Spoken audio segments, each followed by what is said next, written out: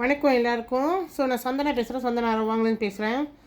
குடல் பிரச்சனை ரொம்ப பேர் கேட்குறீங்க. குடல் பிரச்சனை ஒவ்வொரு ஆளுக்கு ஒவ்வொரு மாதிரி இருக்குது அக்கா. ஏன் குடல் கேன்சர் வருது?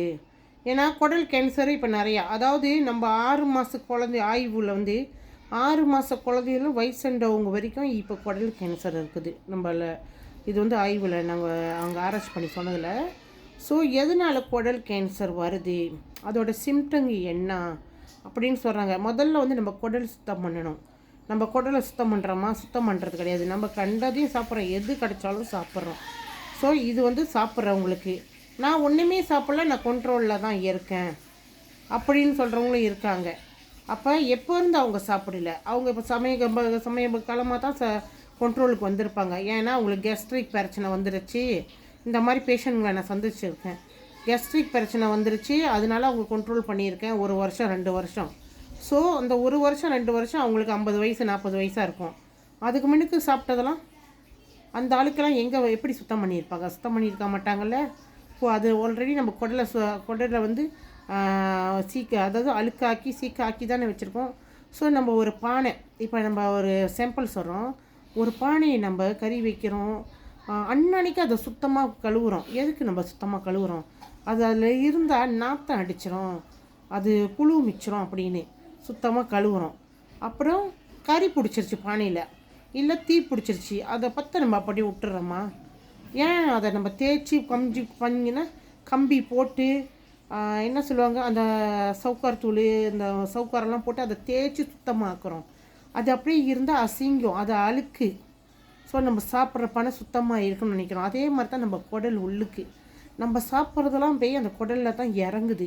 இறங்கி அது போகிறப்ப தான் அதில் உள்ள அந்த அழுக்கெல்லாம் நம்ம குடலை சுற்றி ஒட்டும். குடலை சுற்றி ஒட்டுறது தான் நாளடைவில். இப்போ நீங்கள் நம்ம குடல் சுத்தம் பண்ணுறதுக்கு நான் கூட தான் உடம்பு ஸ்லீம் ஆகிறதுக்கு என்னென்னமோ குடித்தா அந்த குடல் சுத்தமாக இருக்குது அப்படின்னு வச்சுருக்கேன். பட் இருந்தாலும் எனக்கு டாய்லெட் ப்ராப்ளம் இருக்குது. ஏன்? அப்போ என்னோடய குடலோட ப்ராசஸ் சரியாக இல்லை. நான் முறையாக அதை செய்யலாம். முறையாக செய்கிறதுக்கு தான் நம்மளுக்கு இப்போ பி இன்டர்நேஷ்னல் நெக்ஸ்ட் பயோன்னு ஒரு ப்ராடக்ட் இருக்குது. அதை நம்மளுக்கு இப்போ கொண்டு வந்திருக்காங்க. பாருங்க, நம்ம குடல் பிரச்சனையாக இருந்துச்சுன்னா என்னென்ன சிம்டம் காட்டும் நீங்கள் பாருங்கள்.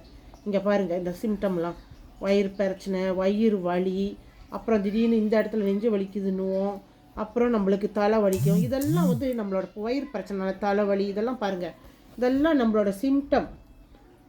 நம்மளோட மூளை, அதாவது நம்மளுக்கு ஆல்ரெடி நம்ம உடம்பு சரியில்லைன்னா முதல்ல நம்ம மூளை தான் அதை சிக்னலை காட்டும் நம்மளுக்கு. எப்படின்னா, நீங்கள் சொந்தமாக யோசிக்கிறீங்க, அடுத்தவங்க சொல்லி அந்த விஷயம் உங்களுக்கு தெரியாது. இப்போ உங்களுக்கு வயிற்று வலின்னா நீங்கள் சொன்னால் தான் அடுத்தவங்களுக்கு தெரியும், அடுத்தவங்க சொன்னால் உங்களுக்கு தெரியாது உங்களுக்கு வயிற்று வலின்னு.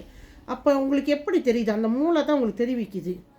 ஐயோ எனக்கு வயிற்று வலிக்குது, யோசிக்கிறோம் நம்ம, ஐயோ வயிற்று வலிக்குது, காது வலிக்குது, கண்ணு வலிக்குதுன்னு இந்த மூளை தான் நம்மளுக்கு தெரிவிக்குது. அப்போ இந்த மூளையும் நம்மளுக்கு ஆக்டிவாக இருக்குன்னா நம்ம வயிறு கண்டிப்பாக சுத்தமாக இருந்தாகணும், நம்ம உடல் கண்டிப்பாக சுத்தமாக இருந்தாகணும். அதனால தான் அவங்க இந்த இதில் பாருங்கள் போட்டிருக்காங்க நம்மளோட, அதாவது இது ஒரு எடுத்துக்காட்டு தான். நீங்கள் பாருங்கள், அவங்களோட இந்த சினாமணி இதெல்லாம் பத்தலை, தலை வலிக்குது, தூங்கி எழுந்துச்சு உட்காந்துருக்குது, இதெல்லாம் நீங்கள் பாருங்கள். இதெல்லாம் நம்மளுக்கு இந்த மாதிரி இஷ்யூங்க நம்மளுக்கு நிறையா இருக்கும். இதுக்கெல்லாம் என்ன தீர்வு? எப்போதுமே நம்ம நம்மளோட சீக்கில் இருந்தோம்னா நம்மளுக்கு மூளை சரியாக வேலை செய்யாது. ஏன்னா நம்மளோட த்ரெஸ் அங்கே நிற்கும். ஐயோ வயிற்று வலிக்குது, என்னால் வேலைக்கு போகலாம், இன்றைக்கி லீவு போட்டுருவோம், இன்றைக்கி ஸ்கூலுக்கு போக முடியல லீவு போடுவோம், இதெல்லாம் நம்ம மூளை தான் நம்மளுக்கு தெரிவிக்குது. அப்போ இது சுத்தமாக இருந்தால் நம்ம மூளையும் கிளியராக இருக்கும், தெளிவாக இருக்கும் நம்ம எண்ணங்கள். அதனால தான் நம்மகிட்ட சொல்கிறாங்க, நம்ம மூளையும் 2வது பிரெயின் இந்த வயிற்றில் இருக்குன்னு. வயிற்றில் 2வது பிரெயின் இல்லைங்க, அது வயிற்றில் 2வது பிரெயின் கிடையாது. நம்மளோட சிந்தனைகள், அதாவது இந்த வலிங்க எல்லாம் ஒரே கனெக்ஷன் தான், ஒரே இது தான், நம்ம உடம்புல ஓடுறது ஒரே இது தான் எல்லாமே. இங்கே வலிச்சாலும் இங்கே வலிச்சாலும் இங்கே வலிச்சாலும் இங்கே வலிச்சாலும் இது தான் நம்மளுக்கு காட்டி கொடுக்கும். இந்த மூளை இல்லைன்னா, நம்மளுக்கு எண்ணங்கள் இல்லைன்னா இதெல்லாம் நம்ம சொல்ல தெரியாது. அப்போ நம்ம எப்போதுமே நம்ம குடலை சுத்தப்படுத்தணும். இந்த குடலை சுத்தப்படினாலுமே நம்மளோட இந்த எண்ணங்கள் சுத்தமாக இருக்கும். என்றைக்கும் நம்ம சரியாக யோசிக்கக்கூடிய தன்மை நம்மளுக்கு கிடைக்கும். நம்ம எதுலேயும் கொலாப்ஸ் ஆக மாட்டோம், கலங்க மாட்டோம், அதாவது குழம்ப மாட்டோம். அதனால தான் நம்ம உடலை சுத்தம் பண்ணுங்கள், உங்களோட குடலை சுத்தம் பண்ணுங்கள். நம்ம சீக்கிரமாக நோயற்ற வாழ்வே குறைவற்ற செல்வோன்னு எதுக்கு சொல்கிறாங்க, எதுக்கு தான். இதை நீங்கள் நல்லா புரிஞ்சுக்கணும். அப்போ நம்மளோட குடல் சுத்தம் பண்ணுறதுக்கு அவங்க ஆல்ரெடி நம்மளுக்கு நல்ல ஒரு ப்ராடக்ட், அதாவது நம்மளோட சப்ளிமெண்ட்ன்றது ஃபங்க்ஷனல் போட்டுது நம்ம சாப்பிட்றோமா அன்னாடிக்கும் அந்த சாப்பாடு தான். ஸோ அதை நம்மளுக்கு எடுத்து கொடுத்துருக்காங்க நம்ம சாப்பிட்றதுக்கு.